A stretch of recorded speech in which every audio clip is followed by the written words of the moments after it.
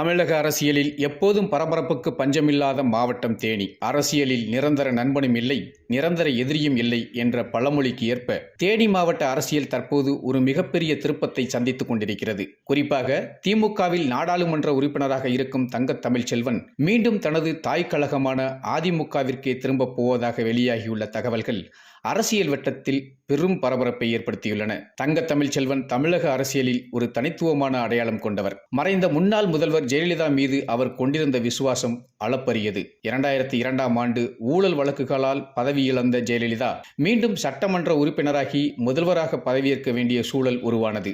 அப்போது எந்தவித தயக்கமுமின்றி தனது ஆண்டிப்பட்டி சட்டமன்ற உறுப்பினர் பதவியை ராஜினாமா செய்து தனது தொகுதியையே ஜெயலலிதாவுக்காக விட்டுக் கொடுத்தவர் தங்கத்தமிழ்ச்செல்வன்.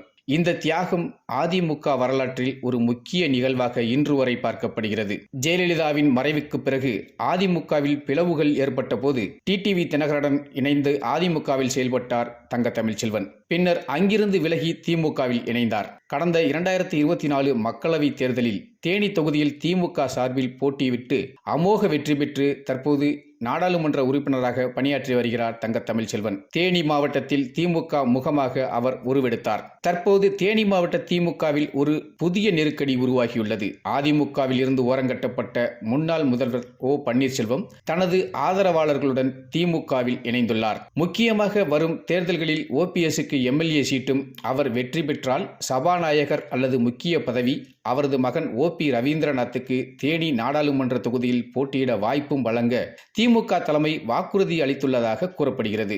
ஓபிஎஸ் மற்றும் தங்கத்தமிழ்ச்செல்வன் ஆகிய இருவருமே தேனி மாவட்டத்தின் செல்வாக்கு மிக்க தலைவர்கள். ஒரே கட்சியில் இருந்தபோதும் மாற்றுக் கட்சியில் இருந்தபோதும் எதிரெதிர் அரசியலில் ஈடுபட்டு வந்தவர்கள். தங்கத்தமிழ்ச்செல்வன் திமுகவில் இணைந்ததே ஓபிஎஸ்ஸின் ஆதிக்கத்தை எதிர்க்கத்தான். ஆனால் இப்போது திமுக தலைமையே ஓபிஎஸ் குடும்பத்திற்கும் தொகுதிகளையும் முக்கியத்துவங்களையும் அள்ளி வழங்கும் பட்சத்தில் கட்சியில் தனது செல்வாக்கு அடியோடு சரிந்துவிடும் என அவர் கருதுகிறார். ஏற்கனவே எம்பியாக இருக்கும் தனக்கு இனி உரிய அங்கீகாரம் கிடைக்காது என்றும் ஓபிஎஸ் குடும்பத்தின் ஆதிக்கம் ஓங்கும் என்றும் அவர் அஞ்சுகிறார். யாரிடம் அரசியல் ரீதியாக பல ஆண்டுகளாக மோதினாரோ அவருடனே ஒரே கூட்டணியில், அதுவும் அவருக்கு கீழே இயங்குவது அவருக்கு தர்ம சங்கடத்தை ஏற்படுத்தியுள்ளது. தற்போதைய சூழலில் எடப்பாடி பழனிசாமி தலைமையிலான அதிமுகவிற்கு தேனி மாவட்டத்தில் ஒரு வலுவான மற்றும் செல்வாக்குள்ள முகம் தேவைப்படுகிறது. தங்கத்தமிழ்ச்செல்வன் மீண்டும் அதிமுகவிற்கு வந்தால் அது கட்சிக்கு அந்த பதவியில் மீண்டும் புத்துயிர் தரும். அவர் தனது பழைய கோட்டையை தக்க வைத்துக் கொள்ளவும் தனது அரசியல் எதிர்காலத்தை பாதுகாக்கவும் இதுவே சரியான தருணம் என கருதுகிறார் தங்கத்தமிழ்ச்செல்வன். தேனி மாவட்ட அரசியல் சதுரங்கத்தில் காய்கள் வேகமாக நகர்த்தப்படுகின்றன.